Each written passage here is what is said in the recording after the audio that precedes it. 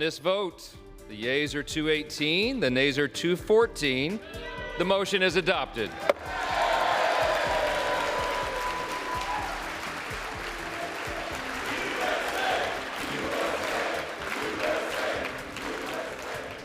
House Speaker Mike Johnson announcing passage of the Republican tax cut, spending cut, border security, and defense spending bill called Budget Reconciliation, or the One Big Beautiful Bill.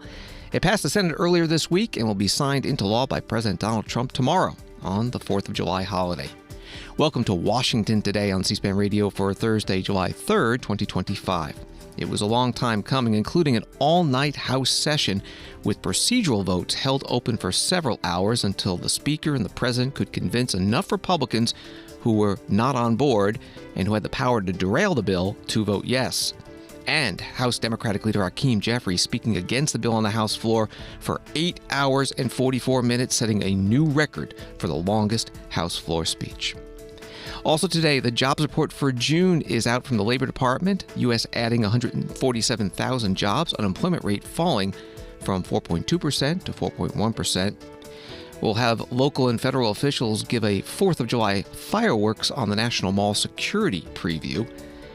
D.C.'s mayor and police chief talk about the fatal shooting of a college student intern from Massachusetts who was working in the office of a congressman from Kansas. First Lady Melania Trump meets with young patients at the National Children's Hospital, and President Donald Trump speaks by phone with Russian President Vladimir Putin.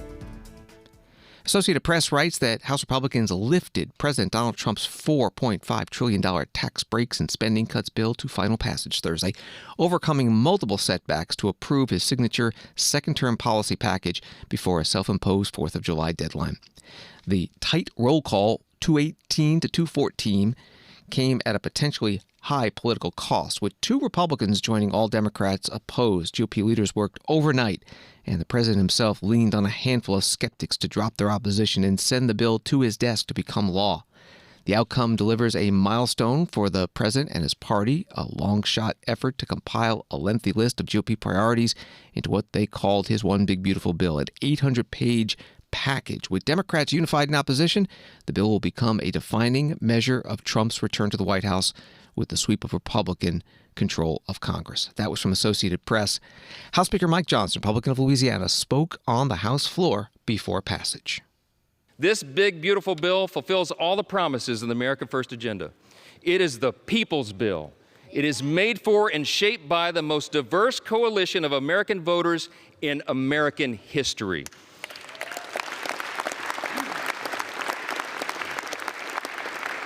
Today, we are making the dream of a government that puts the American people first a reality. I would need this entire notebook to tell you all the great things in the big, beautiful bill. It is aptly named, but I'll just tell you a couple of the highlights. Record tax cuts for hardworking Americans.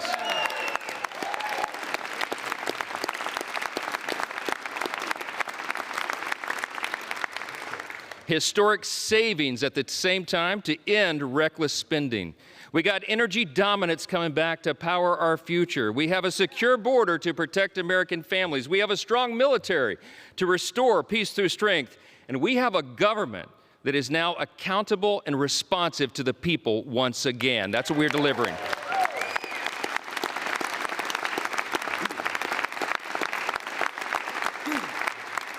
For everyday Americans, this means real, positive change that they can feel, and they will feel much more when this bill is done. Families back home will have real relief, an average of $10,000 in their pockets, thanks to the largest working and middle-class tax cut in the history of this great nation. That's what we're doing today.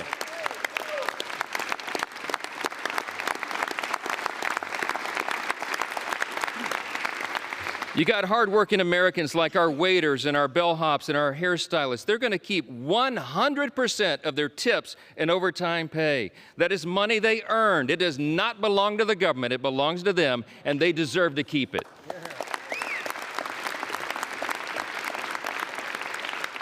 Small businesses that want to build and expand new factories, you know what they can do now? They can write off 100% of their investment. That will have us a lot more building.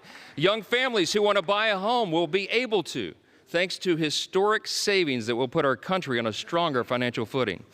Pregnant women, children, seniors, single mothers, the disabled, and the low-income Americans among us receiving Medicaid and SNAP will have the peace of mind of knowing that we've made these safety nets stronger with our reforms.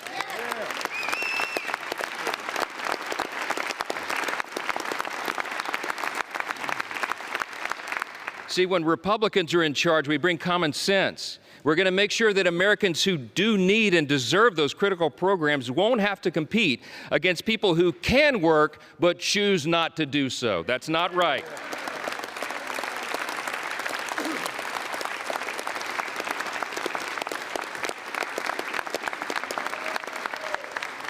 This bill is going to put fairness back in the system. We are returning to common sense. We're returning to what is good and decent that people know in their hearts, and that's why they support it.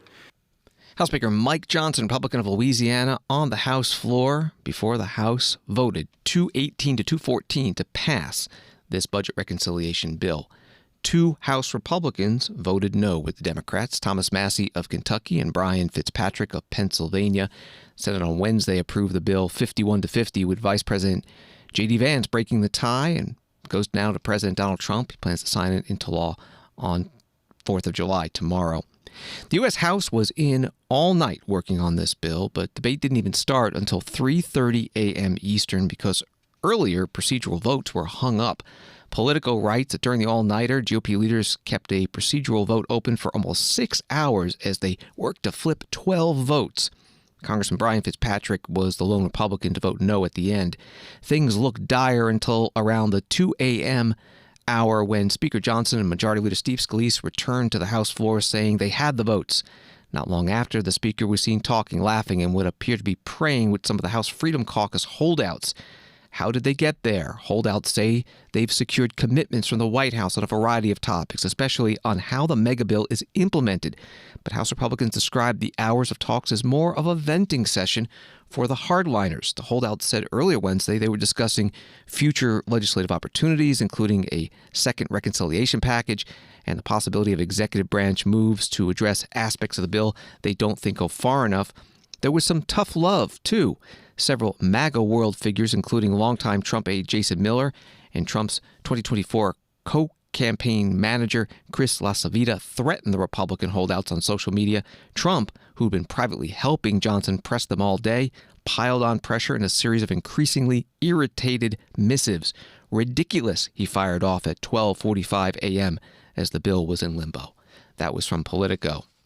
After the bill passed today, House Republicans held a signing ceremony. Speaker Johnson took a couple of questions, and one was about the conversations with those holdouts.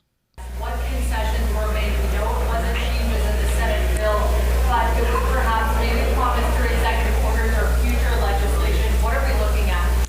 No, I mean, look, as I said, a lot of these members wanted to talk with the administration about how the new law would be administered by the Trump administration and the team, and I think they answered those questions. I don't think they exacted a lot of specific commitments or concessions or anything like that. It was just more an understanding how that would interact. As you know, this president has been a bold leader. By last count, he's issued over maybe close to 160 executive orders so far. We're trying to codify as many of those as possible. So a lot of the discussions were about what executive orders will be forthcoming as it relates to the new legislation, and how can we be involved as a House to codify that and do all that in a coordinated fashion. The beauty of unified government is this is exactly how it can work and how it's supposed to work, is that you have an interaction between the executive and the legislative branches, because that's what's best for the people, and that coordination is going to yield great results for the folks. So that was part of the discussion yesterday. Last question. Speaker, thank you. To follow up on that, some of the holdout members have told us that they understand the president will consider more tariffs on solar and wind as part of the deal, and also that there were assurances about a big issue for your conference, undocumented immigrants and benefits. Can you help us understand what that might look like, how he would limit those benefits? I literally don't know anything about that. I mean, I wasn't privy to the conversation. So I would tell you there's lots of rumor and conjecture and innuendo that floats around, especially when you got so many people wandering around the building and deliberating over their vote. So I don't know how much stock I'd put into much of that. House Speaker Mike Johnson speaking to reporters after passage of the One Big Beautiful Bill, budget reconciliation. and that was at the signing ceremony. President Donald Trump heading off to Iowa for the kickoff of America 250, the celebration of America's 250th birthday, at Joint Base Andrews, taking some reporters' questions.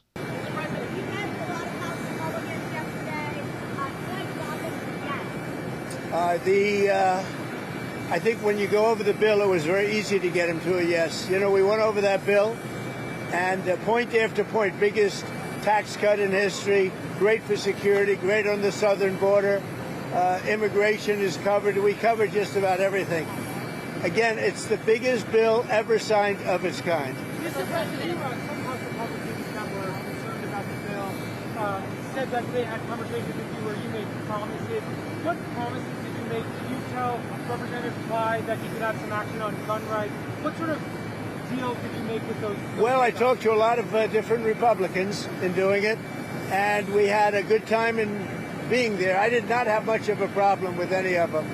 As you know, we had 2 negative votes, but we had whatever it was, the final vote. To get them to agree to yes? Yeah, I think a few of them I did, but I think they would have gone yes anyway. What were those deals? No deals, no deals. What I did is we talked about how good the bill is. I mean, that's a deal, I guess, when you think about it. But obviously convince them, but it was not hard. This is a great bill. This is going to be a great bill for the country.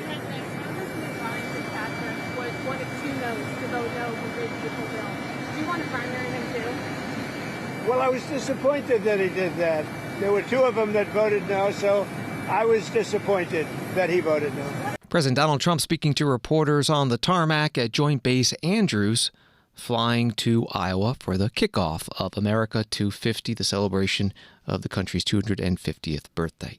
On the budget reconciliation bill that passed the House today and is being sent to President Trump's desk, he said, to be signed into law on Friday, a conservative Republican who had been a firm no and came around to voting yes, Ralph Norman of South Carolina, explained why today in a CNBC interview. What changed is the president giving us the fact that the longer we waited, and let's say we had gotten it back to the Senate for changes, even minor changes, they were going to make it worse. And we believe that. And we held out as long as we could. You know, I voted against, I'm on the Rules Committee. Chip Roy and I voted against, with the 2 votes, voted against moving it forward. So we held out as long as we could and made the changes that we knew we could make.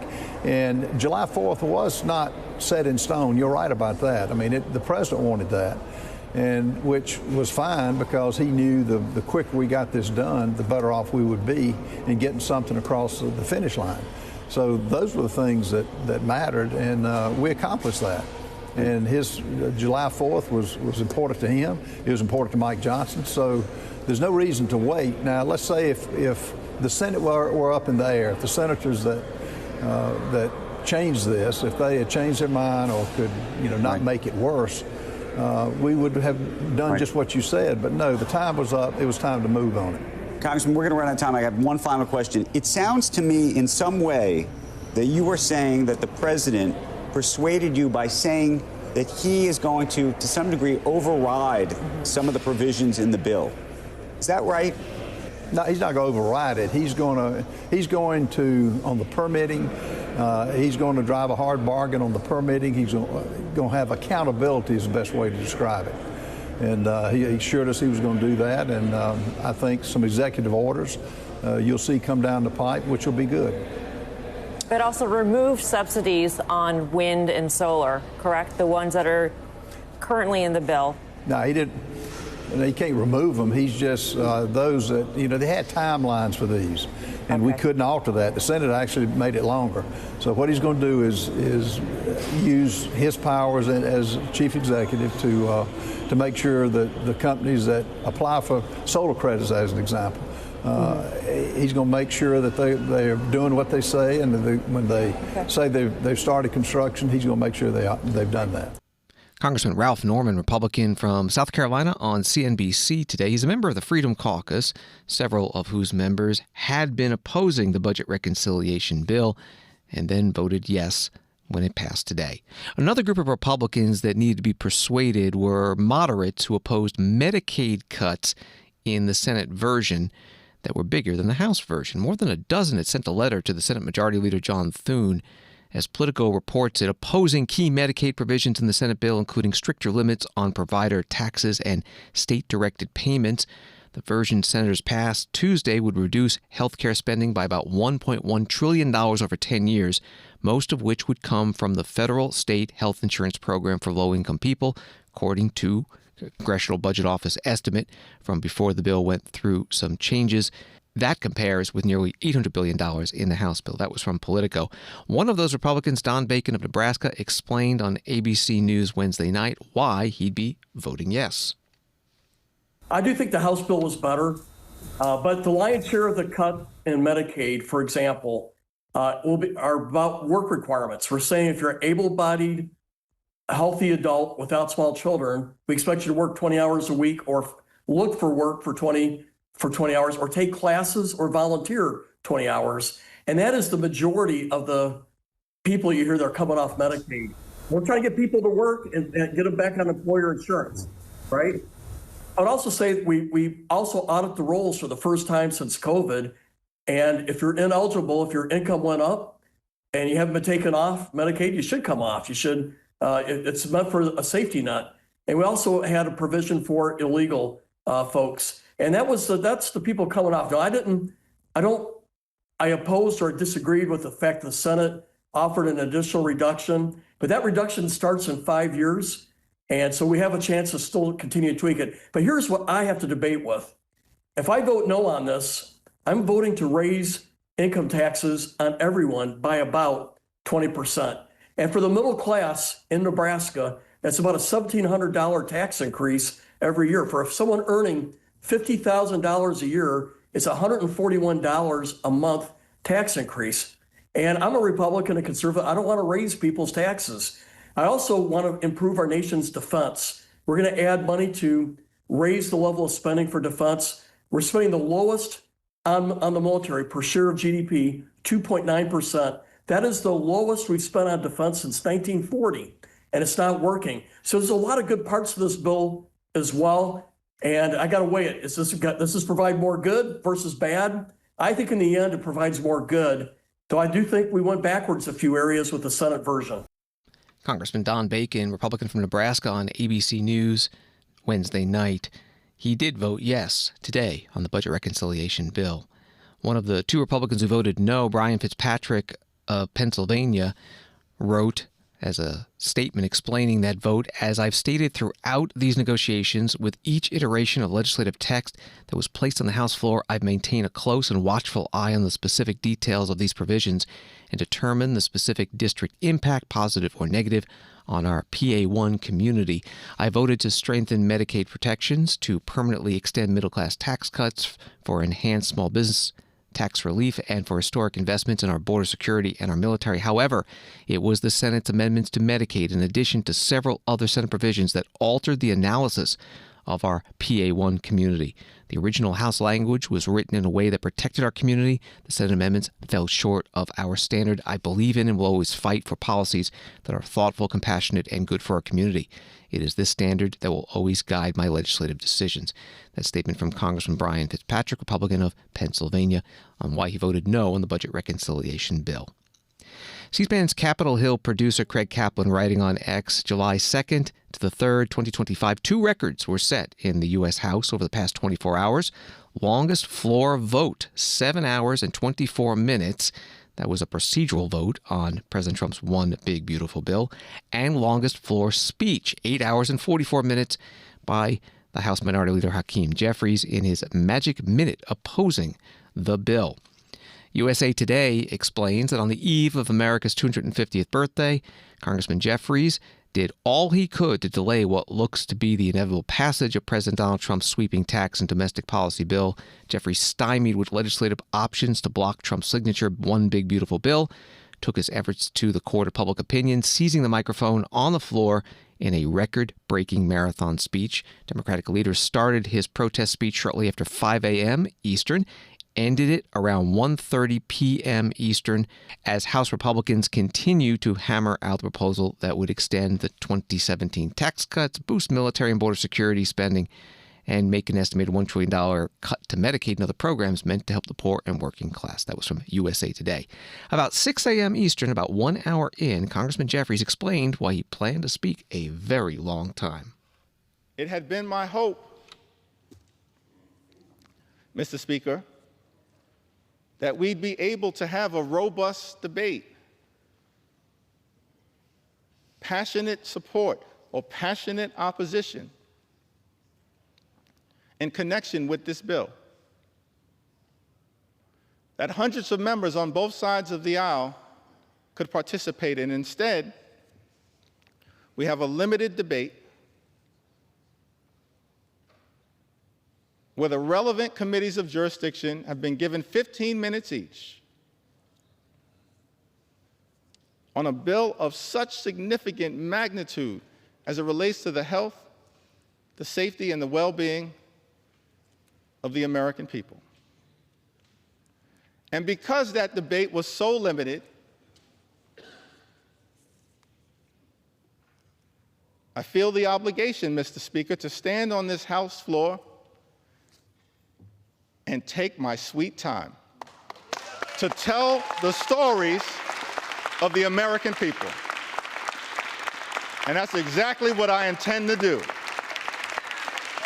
Take my sweet time on behalf of the American people, on behalf of their health care, on behalf of their Medicaid, on behalf of their nutritional assistance, on behalf of veterans, on behalf of farmers, on behalf of children, on behalf of seniors, on behalf of people with disabilities, on behalf of small businesses, on behalf of every single American.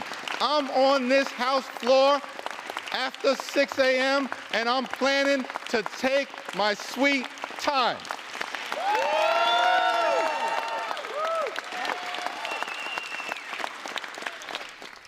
Congressman Hakeem Jeffries, Democrat from New York, the minority leader, 1 hour after starting speaking, and he went until 1:30 p.m. Eastern, setting the new record. In his final remarks, he referenced Dr. Martin Luther King Jr., who urged people in the civil rights movement to press on and keep pressing. So as I take my seat, I just want to say to the American people that no matter what the outcome is on this singular day, we're going to press on. We're going to press on. We're going to press on.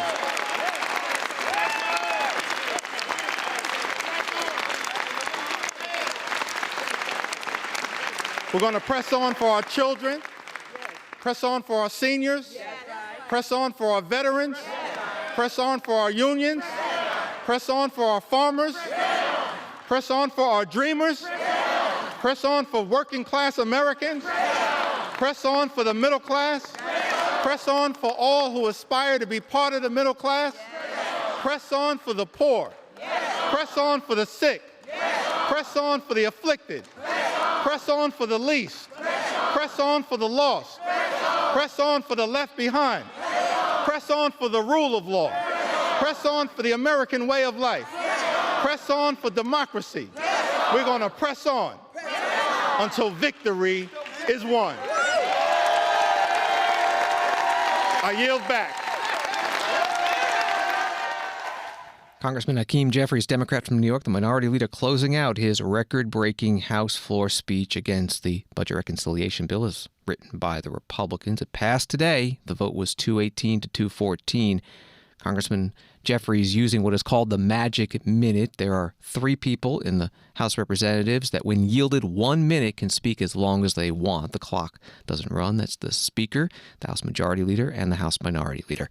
Congressman Jeffries went 8 hours and 44 minutes, breaking the old record set by former House Speaker Kevin McCarthy of California, Republican, in 2021 by about 12 minutes. And also, before that, it was then the House Minority Leader Nancy Pelosi, Democrat of California, in 2018, who went 8 hours and 7 minutes. NBC News writes that House Ways and Means Committee Chair Jason Smith, Republican of Missouri, followed Jeffries' speech, blasting the Minority Leader as delivering 8 hours of hogwash. And the House Speaker Mike Johnson, Republican of Louisiana, also took a jab saying that unlike the Democratic leader, I'm going to honor my colleagues' time and be a little more brief than that. C-SPAN spoke with Andrew Solander, Axios congressional reporter, about Congressman Jeffries' speech. Was that 8-hour and 44-minute record-breaking speech pre-planned, or was it supposed to be shorter?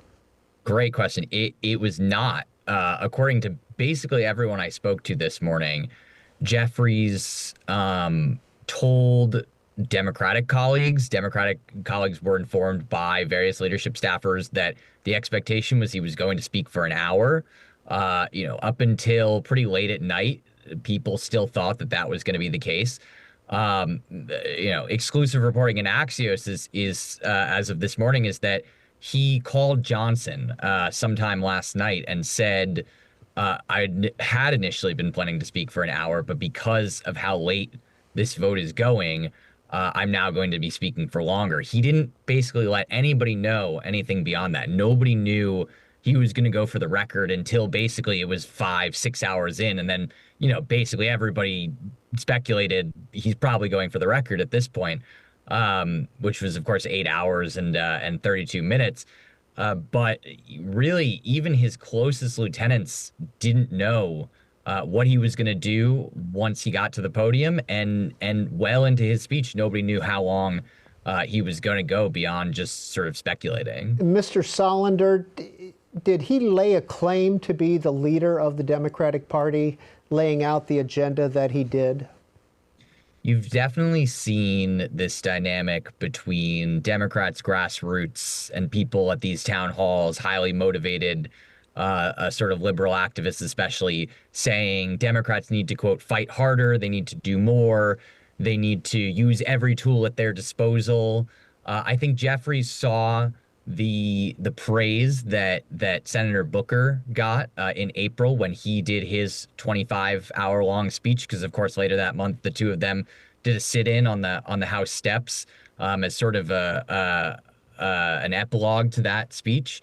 And I think, in my conversations with the House Democrats, certainly they said there's pretty clearly a connection between this dynamic you've had where Democrats have been saying we want more from leadership, but of course lacking, as the minority party in Congress, lacking the ability to really pass laws or to file subpoenas, to do any real sort of oversight.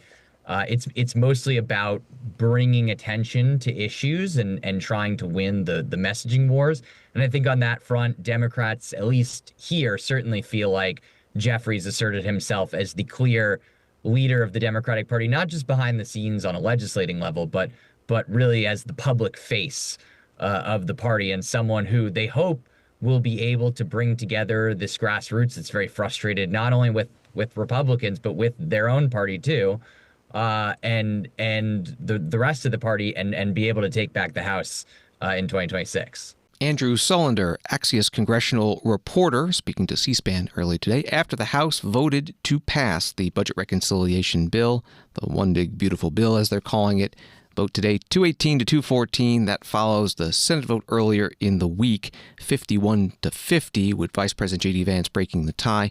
And President Trump plans to sign it into law on Friday. New York Times writing that the Supreme Court announced on Thursday that it would hear 2 cases testing the constitutionality of state laws that bar transgender athletes from girls' and women's sports teams. Justice's decision to hear the dispute signals that the court is willing to delve back into the fraught battle over transgender rights.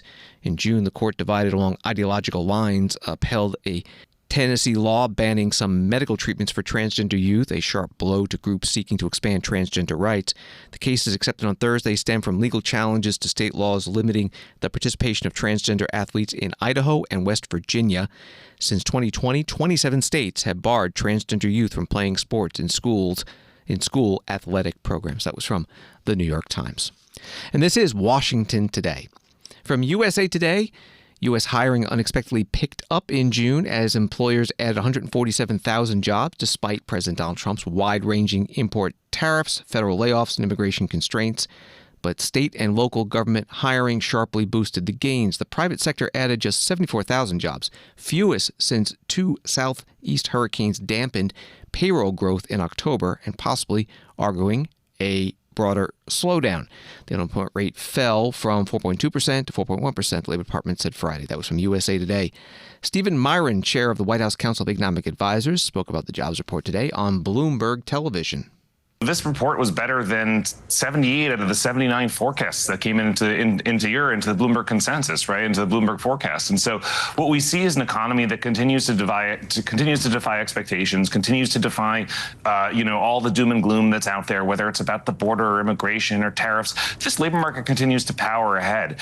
And, something else that you guys mentioned, that, Mr. McKee mentioned about the foreign-born labor force, I think there were tons of predictions that there'd be a disaster in the labor market because of the border policies, and nothing could be further from the truth. The economy continues to create jobs, and if you look at the details of the jobs, all of the job gains since the president took office are due to native-born Americans, and there's actually been a decline in foreign-born workers, which means that all of the benefits of the expanding economy are accruing to Americans instead of migrants.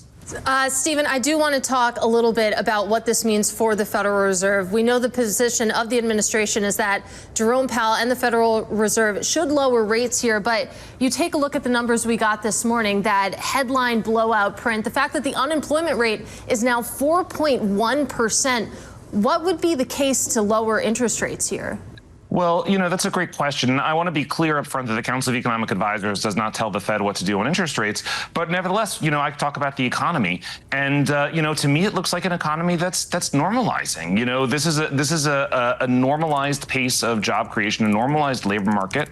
And the inflation rate has been running at a 1.5% rate since, the headline CPI has been running at a 1.5% rate since the president took office. So that's an economy that's normalized and is sort of maybe even running a little bit below where the Fed would normally think about inflation ideally settling.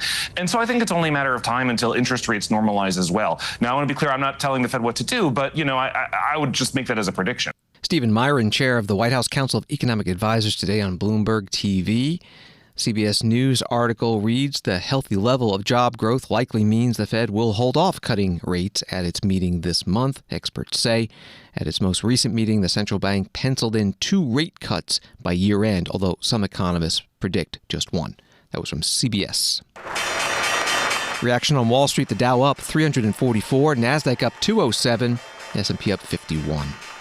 From CNBC, Americans may spend more on common barbecue items this 4th of July, with prices on products like beer, outdoor folding chairs, and grill tools higher.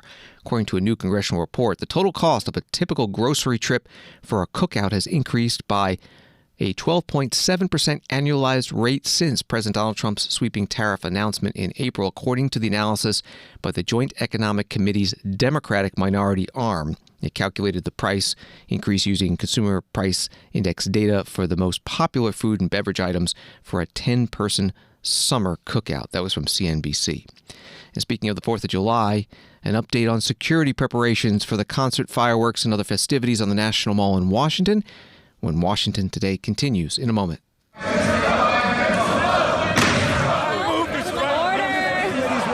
In a nation divided, a rare moment of unity. This fall, C-SPAN presents Ceasefire, where the shouting stops and the conversation begins. In a town where partisan fighting prevails. One table, 2 leaders, 1 goal, to find common ground. This fall, Ceasefire, on the network that doesn't take sides, only on C-SPAN.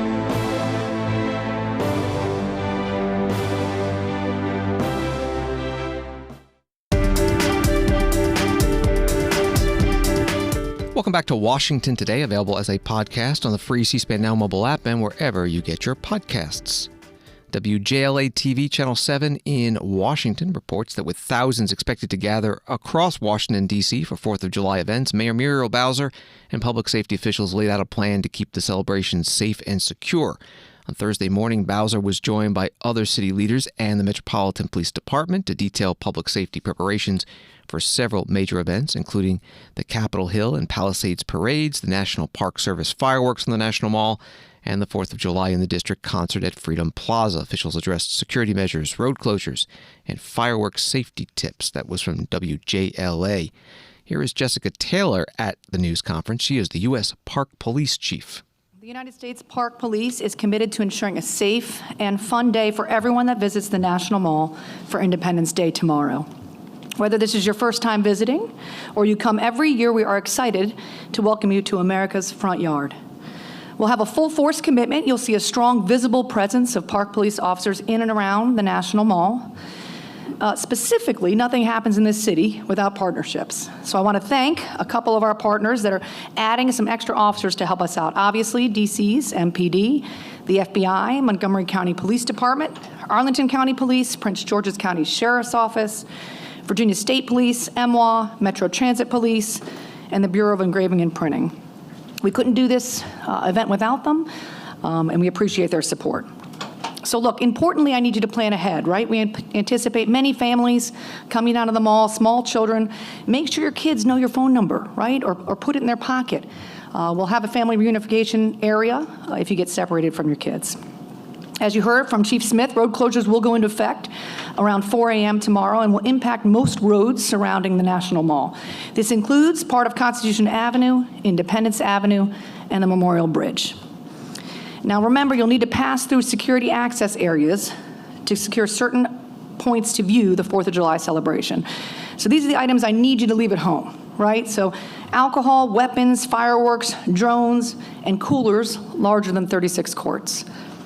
There's a full list of road closures, further prohibited items, and more details. Please visit www.nps.gov/FOJU. We also thank our National Park Service counterparts who's here today with us as well. And we're all excited for an enjoyable Independence Day tomorrow. U.S. Park Police Chief Jessica Taylor at today's news conference with the mayor and police chief of Washington, D.C., along with the assistant fire chief and the city's Homeland Security Director, and also the head of the Washington Metropolitan Area Transit Authority, WMATA. And they urged anyone coming to the National Mall on the 4th of July to use metro trains and buses, which will be free after 5 p.m. And they all warn not to set off any of your own fireworks. A person who uses or possesses illegal fireworks in the nation's capital can face fines starting at $2,000 and or arrest. D.C. Mayor Muriel Bowser and the police chief Pamela Smith also spoke about the fatal shooting of a Capitol Hill intern. There's a Washington Post story. A college student from Massachusetts working as an intern on Capitol Hill was fatally shot Monday night near the Walter E. Washington Convention Center downtown. And D.C. police say he was apparently an innocent bystander caught in a spray of bullets intended for someone else. Police say Wednesday that the victim was Eric Tarpinian Yakim, 21 years old, of Granby, Massachusetts. He was a rising senior at the University of Massachusetts at Amherst, majoring in finance with a minor in political science. He was working for Congressman Ron Estes, Republican from Kansas. That was from the Washington Post. Here is Mayor Bowser. So this will be a good time for me to address the first question about a violent act in our city, which appears to be a person, an uninvolved person who lost his life in D.C. And so no mayor, no police chief, no mother, father, community member ever wants to hear that.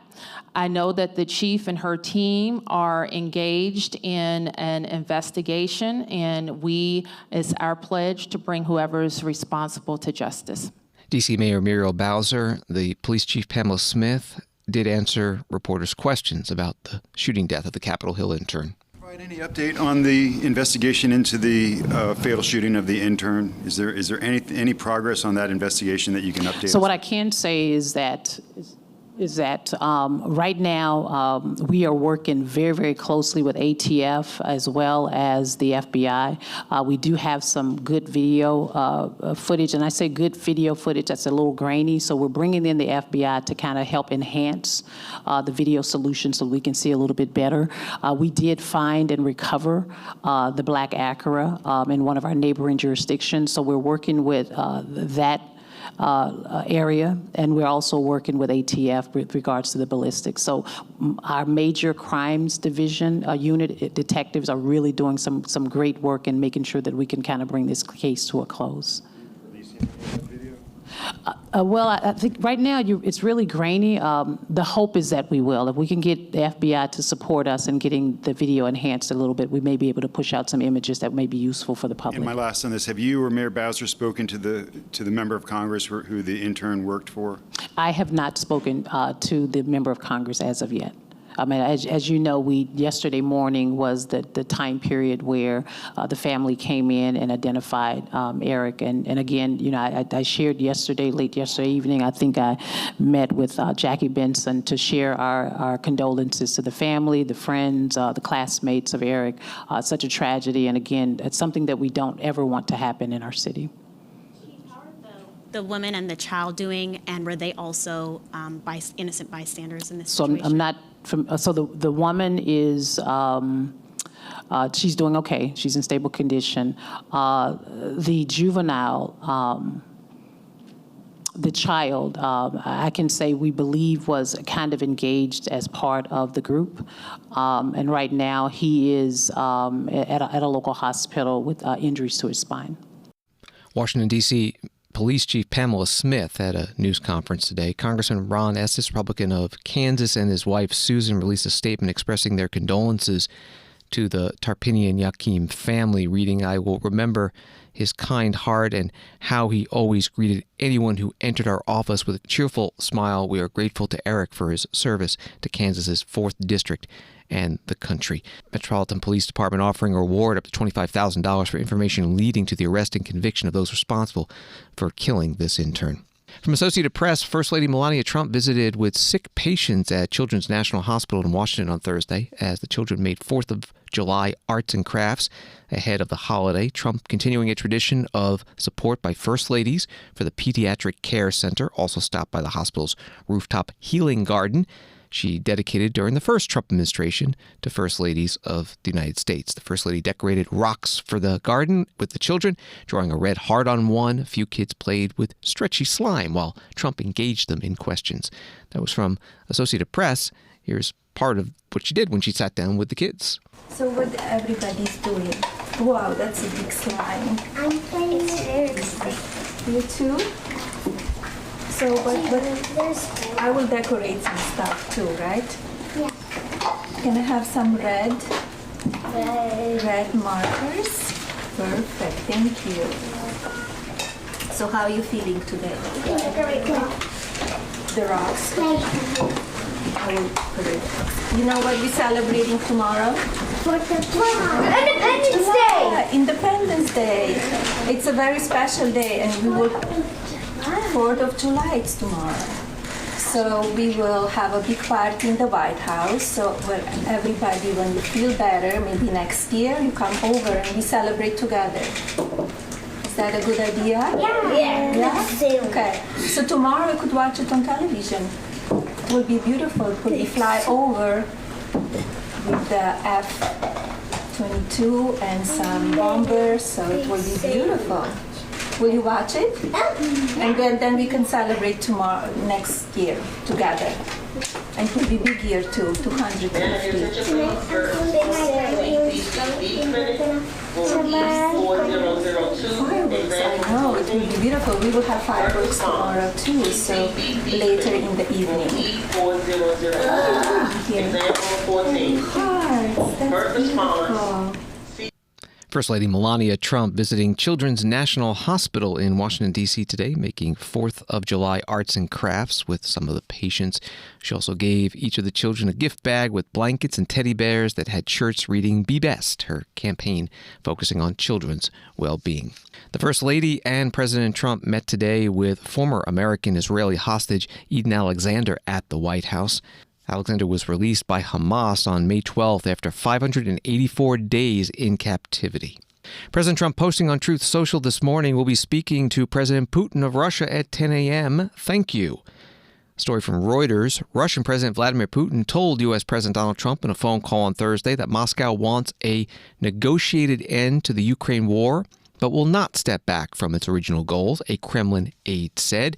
In a wide-ranging conversation that also covered Iran and the Middle East, Trump again raised the issue of an early end to military action in Ukraine. The aide, Yuri Ushakov, told reporters Putin and Trump did not talk about the U.S. decision to halt some shipments of critical weapons to Ukraine, the aide said. That was from Reuters.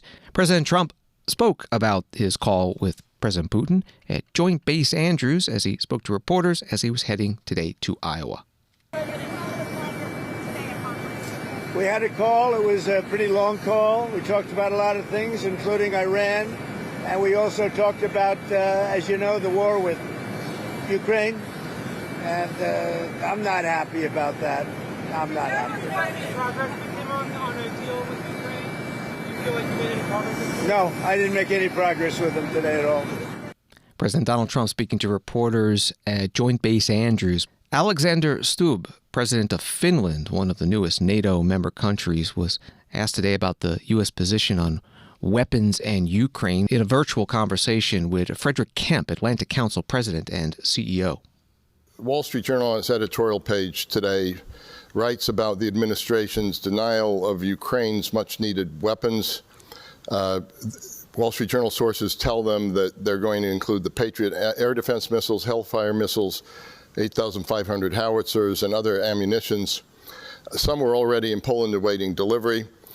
So this is a conscious decision to deny Kiev weapons it was counting on before Russia's summer assaults. That's from the Wall Street Journal. It's also been reported elsewhere. And U.S. officials have said U.S. stockpiles are getting low, and therefore they will halt the delivery of some air defense munitions. How do Europeans fill that gap? I mean, this is coming now. It's not coming after one has a lot of time to fill in production. And how will this move have an impact on how U.S. allies view American commitments, not to NATO in the long term, but to Ukraine over the short term?